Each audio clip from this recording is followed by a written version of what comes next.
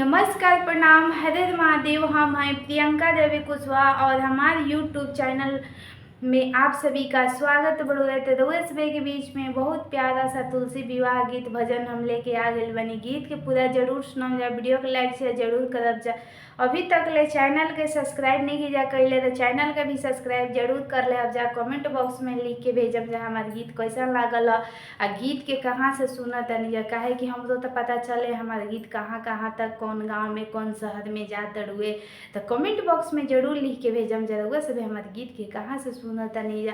ऐसी प्यार दुलार सपोर्ट हमारे चैनल के दी जा, आगे बढ़ाई जा और सब्सक्राइब जरूर कर ले। अब जाते चलिए रउआ सब के हम तुलसी विवाह भजन गीत सुनावत तनी। तुलसी की हरियर पतैया बड़ी सुहावन लागे।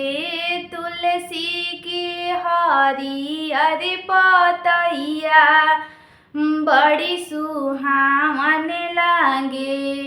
तुलसी लहरिया मारी राम अंगनाइया हो।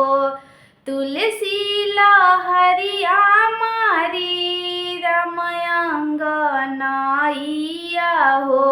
जलवा चढ़ावे सीता मैया बड़ी सुहावन लागे। जलवा चढ़ावे सीता मैया बड़ी सुहावन लागे। तुलसी के हरियर पतैया बड़ी सुहावन लागे। तुलसी लहरिया मारे कृष्णा अगनाइया हो। तुलसी लहरिया मारे कृष्णा अंगनाइया हो। दिया ना जलावे राधा मैया बड़ी सुहावन लागे। तुलसी की हरियर पतैया बड़ी सुहावन लागे। तुलसी की हरियर पतैया बड़ी सुहावन लागे। तुलसी लहरिया मारे विष्णु अंगनाइया हो। तुलसी लहरिया मारे विष्णु अंगनाइया हो। चुनरी ओढ़ावे लक्ष्मी मैया बड़ी सुहावन लागे। तुलसी की हरियर पतैया बड़ी सुहावन लागे। तुलसी लहरिया मारे भोला अंगनाइया हो।